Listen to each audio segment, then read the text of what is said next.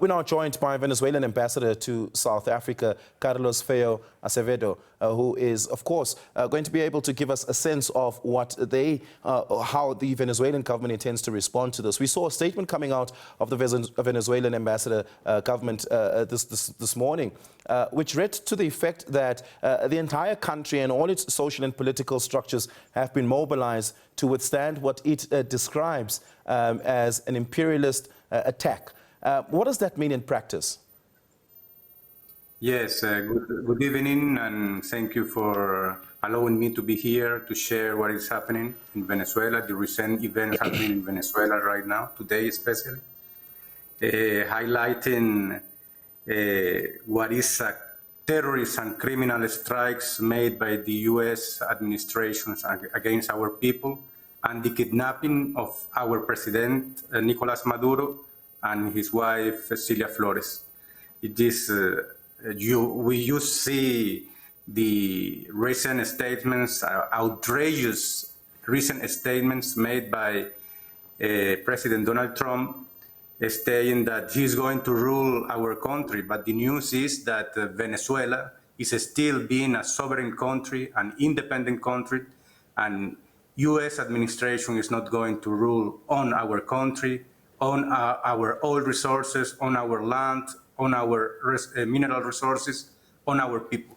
We will be still being an independent country, and the Bolivarian revolution is going to still go on. So we are still asking for the respect of the physical integrity of President Nicolas Maduro and his wife, Celia Flores, and their immediate liberation from the U.S. administration. On our side, our authorities, our government has a state of foreign commotion, external commotion state.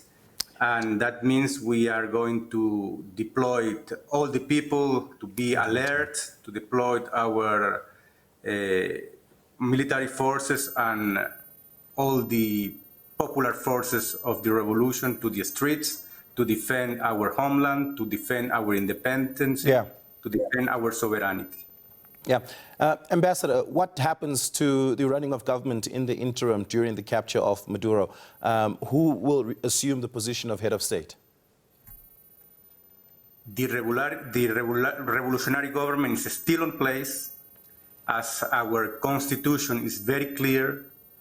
In case of something that happened as they happen today, the deputy president is going to take the lead of the state.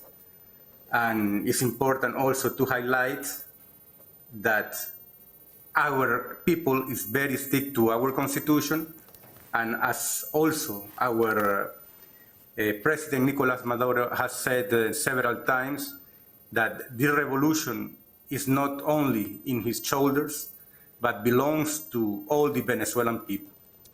That's what we said, that what happened today is very hard to us. It's a big shock that we have been living there, but we will be still struggling, we will be still fighting, and the people of Venezuela are going to still be independent and sovereign, not ruling by any third country, not ruling by Trump.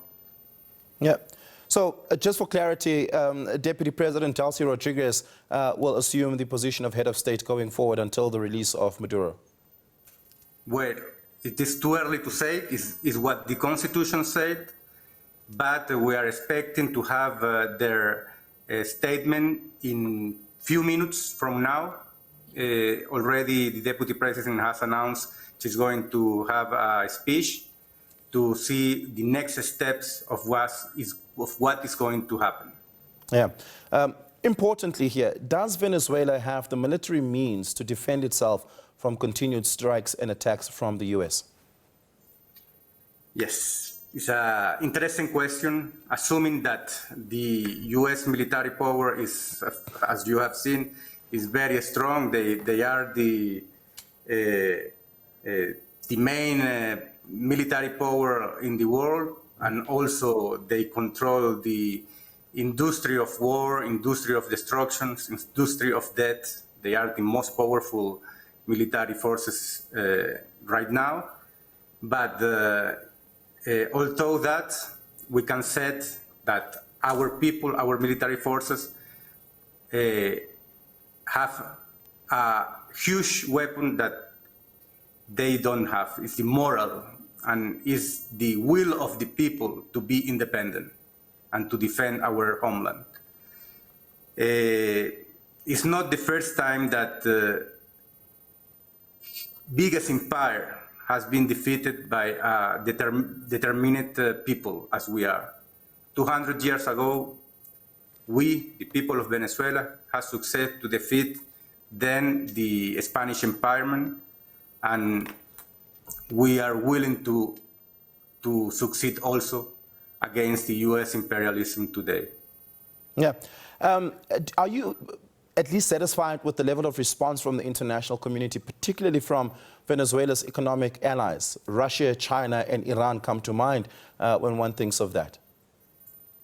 Yes, we have been receiving their support, their strong support regarding the statement. By the way, I have to also to highlight the clearly and strong position that South Africa has given us, condemning this military U.S. intervention in Venezuela and calling for an urgent meeting in the UN Security Council. South Africa is once again taking the lead in the international arena. But also, as you have also mentioned, we are still receiving the support of our allies such as Russia, China, Iran. They had their statements has been very clear. I just saw one statement of Minister Lavrov from Russia condemning the outrageous statement made by President Trump and asking for the immediate liberation of President Nicolás Maduro. Yeah. Ambassador, we're going to have to leave it there. Thank you so much for your time.